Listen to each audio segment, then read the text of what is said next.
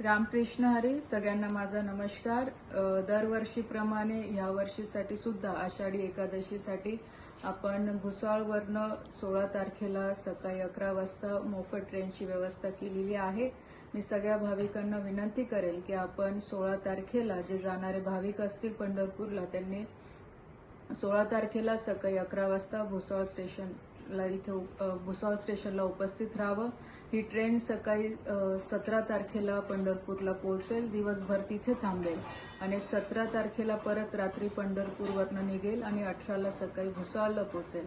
आपल्या सगळ्यांच्या आशीर्वादाने मागच्या 10 वर्षापासून मी ही परंपरा कायम ठेवलेली आहे आणि या वर्षी सुद्धा आपण पंढरपूर जाण्यासाठी विठुमाईचे दर्शन घेण्यासाठी आपण या मोफत ट्रेनचा सगळ्यांनी लाभ घ्यावा अशी सगळ्या भाविकांना विनंती करते.